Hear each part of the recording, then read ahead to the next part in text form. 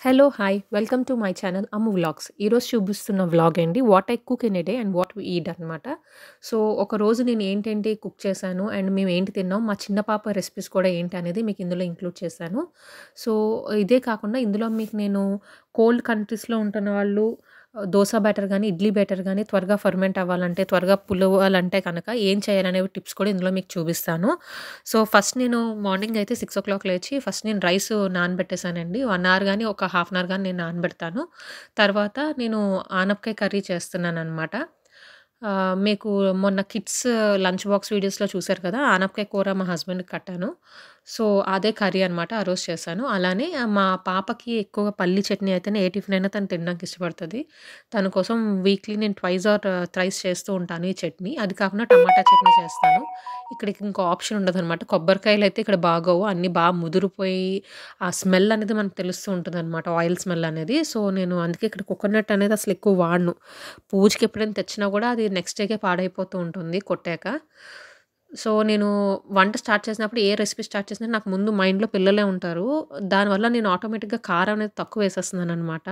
అలాగే ఈ పల్లి చట్నీలో అమృత కానీ అన్న థాట్‌లోని నేను మిరపకాయలు వేయడం మర్చిపోయాను. తర్వాత మళ్ళీ మా హస్బెండ్ కూడా తింటారని గుర్తు చేసుకొని వేశాను. మీలో ఎంతమందికి ఇలా జరుగుతుందో నాకు తెలీదు. సో, ఆనపకాయ ఫస్ట్ తాలింపు పెట్టి నేను ఆనపకాయ ముక్కలు అందులో వేశాను. నేను బిఫోర్ నైటే నేను ఇవన్నీ కట్ చేసి పెట్టేసుకుంటానండి. సో, నాకు మార్నింగ్ చాలా త్వరగా పనయిపోతుంది. అండ్ ఇండక్షన్ స్టవ్‌కి బాగా అలవాటు పడిపోయాను. నేను ఏదైనా వర్క్ స్టార్ట్ చేసే ముందే నేను స్టవ్ ఆన్ చేసి హీట్ చేసేస్తాను ఫస్ట్. సో, నాకు చాలా త్వరగానే వంట కూడా అయిపోతుంది. అందులో 4 బర్నర్ స్టవ్ వల్ల నాకు అన్నీ గూడా ఫాస్ట్‌గా అవుతాయన్నమాట. టిఫిన్, ఓ పక్క లంచ్ గూడా ప్రిపరేషన్ చాలా ఫాస్ట్‌గా అయిపోతుంది. సో, నేను పల్లీ చట్నీకి కావాల్సినవి తాలింపేసి పక్కన పెట్టేశాను. నెక్స్టు ఈ ఆనపకాయ కర్రీకి నేను సాల్ట్ ఏసేసి, ఆనపకాయ చిన్న పీసెస్ కింద కోసుకుంటే ఒక 10 మినిట్స్‌లో మీకు చాలా త్వరగా మగ్గిపోతుందండి. ఫాస్ట్‌గా అయిపోతుంది కర్రీ. ఎక్కువగా ఉడకడానికి టైం పట్టదు. ఫస్ట్ వేసినప్పుడే మనం సాల్ట్, పసుపు ఏసేస్తే కనుక చాలా త్వరగా మగ్గిపోతుందనమాట. మేము ఇండియాలో ఉంటే పల్లి చట్నీలో కొంచెం కొబ్బరి ముక్కలు గూడా ఏస్తారు మా మదర్. కానీ ఇక్కడ లేక ఓన్లీ ప్యూర్ పల్లి చట్నీ చేసుకోవాల్సొస్తుంది. అప్పుడప్పుడు టమాటా గూడా ఏస్తాను నేను. అది మా అత్తగారి స్టైల్ అనమాట. సో, ఇదిక్కడ ఈ ఆనపకాయ కూరకి మీరు మరీ హై పెట్టకూడదు. అలాగని పూర్తిగా సిమ్ చేయకూడదు. కొంచెం మీడియంలోనే ఉంచండి. అప్పుడే ఫాస్ట్‌గా మగ్గి కూరవుతుంది.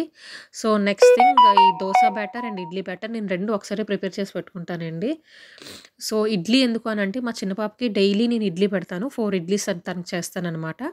అందుకని ఇడ్లీ రుబ్బు డెఫినిట్‌గా మా ఇంట్లో కంపల్సరీగా ఉండాల్సిందే. అయిపోతుందంటే 2 డేస్ బిఫోరే నేను తయారు చేసేస్తూ ఉంటాను. అది తనకి బ్రేక్‌ఫాస్ట్‌కి మా చిన్న పాపకి. అలానే మాకేమొచ్చి దోస వేస్తున్నాను. నేను జనరల్‌గా బ్రేక్‌ఫాస్ట్ తినను నేను. బ్రంచ్ చేస్తాను. సో, బ్రేక్‌ఫాస్ట్ కమ్ లంచ్ అయిపోద్దనమాట. ఎందుకంటే నా పనంతా అయ్యి నేను స్నానం చేసి దేవుడికి దండం పెట్టి కూర్చునేసరికి నాకు 11 అవుతుంది. మా చిన్న పాపను పడుకోబెట్టేసరికి. సో, నేను ఏకంగా డైరెక్ట్‌గా లంచే చేస్తాననమాట. సో, మా పెద్దమ్మాయికి టిఫిన్ రెడీ అయిపోయింది. సో, ఇప్పుడు ఈ దోస బ్యాటర్ గాని, ఇడ్లీ బ్యాటర్ గాని త్వరగా ఫెర్మెంట్ అవ్వాలంటే, మీరు మార్నింగ్ 9కి ఒకవేళ నానబెట్టినా, 10కి నానబెట్టినా ఒక 4 అవర్స్ మాక్సిమం 5 అవర్స్ తర్వాత మీరు మిక్సీ అయితే చేసేసేయండి. చేసేసాక అందులో అప్పుడే సాల్ట్ వేసేసి, మన చెయ్యి నీట్‌గా కడుక్కొని, అందులో చేయి పెట్టి బాగా ఏదో ఒక డైరెక్షన్‌లో either right to left or left to right ఏదో ఒక డైరెక్షన్‌లో మీరు అలాగా ఒక 5 మినిట్స్ ఆర్ 10 మినిట్స్ కలుపుతూ ఉండండి రుబ్బుని. బాగా కలిపాక అప్పుడు మీరు ఓవెన్‌లో కిందనున్న ఓవెన్‌లోని మనకి చలిగాలి గాని ఏమి వెళ్ళదు కాబట్టి, అందులో మీరు పెట్టుకుంటే 1 డేలోనే మీకు ఫెర్మెంట్ అవుతుంది. లేదు అనంటే ఆ నెక్స్ట్ డే ఆఫ్టర్‌నూన్‌కైనా మీకు ఫెర్మెంట్ అయిపోతుంది. అంటే ఓవెన్ ప్రీహీట్ చేసుకోవాల్సిన అవసరం గూడా మీకుండదనమాట. జనరల్‌గా నేనొచ్చిన స్టార్టింగ్‌లో నా పైనున్న ఫ్రెండ్ గీత చెప్పినట్టు ప్రీహీట్ చేశాను. అప్పుడు కూడా ఫెర్మెంట్ అయింది. కాపోతే ఇలా చేయడం వల్ల ఏంటంటే 1 ½ డేలో మనకి ఆర్ 1 డేలో మనకి త్వరగా ఫెర్మెంట్ అయిపోద్ది. సో, సాల్ట్ వేసి జస్ట్ హ్యాండ్‌తోని ఏదో ఒక డైరెక్షన్‌లో బాగా గూడా దాన్ని కలపాలనమాట. అలానే పెరుగైనా అంతేనండి. పెరుగు ఒకవేళ మీరు ఇక్కడ తయారు చేసుకోవాలనుకుంటే కూల్ కంట్రీస్‌లోని బాగా తొరపాలనమాట. తొరిపితేనే మీకు పెరుగనేది అవుతుందిక్కడ. లేపోతే దాని బదులు బయట కొనుక్కోవడమే బెస్ట్. సో, నేను ఆనపకాయ కర్రీలోని పాలు వేశాను. అది మగ్గిపోయాక. ఇంక స్టవ్ ఆఫ్ చేస్తున్న టైంలోనే నేను పాలేస్తానండి. దాని మీద కొత్తిమీర జల్లేసాను. అయిపోయింది ఆ కర్రీ. ఆ కర్రీ ఓన్లీ మా హస్బెండ్‌కనమాట. మా పెద్దమ్మాయికి అది నేను కట్టలేదు. తను ఇంటికొచ్చి తింటుందది. సో, మా చిన్నమ్మాయికి ఇది పెసరపప్పు, క్యారెట్ అనమాట. క్యారెట్ నేనిలా తురిమేసేసేస్తాను. ఎందుకంటే పెసరపప్పు చాలా త్వరగా ఉడికిపోతుంది. ఇది ఇక్కడ హైబ్రిడ్ పప్పండి. మనలాగా అక్కడ దొరికే చిన్న సైజ్ పప్పు కాదు. అండ్ ఇది మా పాపకొచ్చేసి బ్రేక్‌ఫాస్ట్ చిన్నమ్మాయికి. ఇడ్లీ తనకి మామూలుగా ఇస్తుంటే తినలేకపోతుంది. ఎందుకో దోపుతుంది. సో, నేను దాన్ని బాగా పేస్ట్‌లా చేసేసి తనకి పెట్టాల్సొస్తుంది. తను చట్నీతో ఆ టేస్ట్ ఎందుకో ఇష్టపడడం లేదు. మా పెద్దమ్మాయి అయితే ఈ శనగ చట్నీ అని, టమాటా చట్నీ అని ఏదైనా చేస్తే తినేది ఆ టైంలోని. బట్ తినేందుకు ఇష్టపడట్లేదు అస్సల. సో, తనకింక నేను స్ట్రాబెర్రీ అండ్ బెల్లం కొంచెం తీసుకొని ఒక 4 స్ట్రాబెర్రీస్ తీసుకొని అందులో బెల్లం పౌడర్ ఇక్కడ స్పెసిఫిక్‌గా నేను కొంటాను. సో, ఆ బెల్లం పౌడర్ ఏసి మిక్సీ చేసి ఆ జ్యూస్‌ని ఇందులో కలుపుతాననమాట. తను ఇలా తినడానికి చాలా ఇష్టపడుతుంది. వెరైటీ టేస్ట్ ఏంటో మరి నాకు తెలీదు. అండ్ ఇదొచ్చేసి తన స్నాక్ టైమ్ అనమాట. యాపిల్ బాయిల్ చేశాను. తర్వాత తనకి మధ్యలో ఒకసారి పాలు తాగుతుందండి. తర్వాత పియర్స్ ఒకటి ఉడకపెడతాను. అది గూడా తింటుంది. నేను పియర్స్ బాయిల్ చేయడం ఇంక తీయలేదు. ఈవినింగ్ అయిపోయింది. అండ్ నెక్స్ట్ వచ్చేసి ఇది నైట్‌కండి. ఇది నేను సేమియా ఉప్మా చేస్తున్నాను. ఇందులో ఏం లేదు. ఇది కొంచెం ఒకటే చిన్న రెసిపీ ఏంటంటే ఇందులోని అంత తాలింపు అన్నీ ఏస్తాం కదా! ఆ టైంలో మనం బిర్యానీ ఆకు, బిర్యానీ పువ్వు, దాల్చిన చెక్క ఇవి గూడా ఏస్తే టేస్ట్ చాలా బావుంటుంది. దాంతో పాటు కసూరి మేతి గూడా నేను చిన్నగా యాడ్ చేస్తాను. టొమాటో ప్యూరీ గూడా చిన్నదేస్తాను. ఈ టొమాటో ప్యూరీ ఏంటంటే పాస్తా టొమాటో ప్యూరీ ఉంటుంది కదండీ! అది మీరు ట్రై చేయండి. టేస్ట్ చాలా డిఫరెంట్‌గా ఉంటుంది. పిల్లలు గూడా తినడానికి చాలా ఇష్టపడతారు. అదిగో కసూరి మేతి బిర్యానీ సామాన్లు అండ్ కాజు ఏసాను. జనరల్‌గా ఆనియన్స్ కొంతమంది జస్ట్ కొంచెం మెల్ట్ అయితే చాలు అన్నట్టు ఆపుతారు. నేను అలా చేయను. బాగా కొంచెం వేగనిస్తాను. డార్క్ బ్రౌన్ వచ్చేంత వరకు వేగనిచ్చి అప్పుడు నేను ఉప్మా చేస్తాననమాట. ఇలా చేస్తే చిన్న పిల్లలు చాలా ఇష్టపడతారు తినడానికి. టేస్ట్ అయితే చాలా బావుంటుంది. టొమాటోస్ కూడా వేసాను.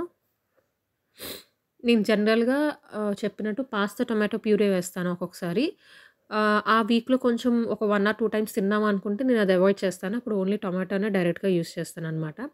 అండ్ సేమియా ఉప్మాకొచ్చేసి జనరల్‌గా నేను ఏదైనా సరే నాకు క్వాంటిటీ చూసుకొని, కొలుచుకొని వేసుకోవడం అలవాటండి. నేనేదో అంచనాగా వేయలేను. నేను 1 కప్ వేస్తే మాకు ముగ్గురికి సరిపోతుంది. 1 కప్‌కి నేను 1 ½ కప్ వరకు వాటరేస్తాను.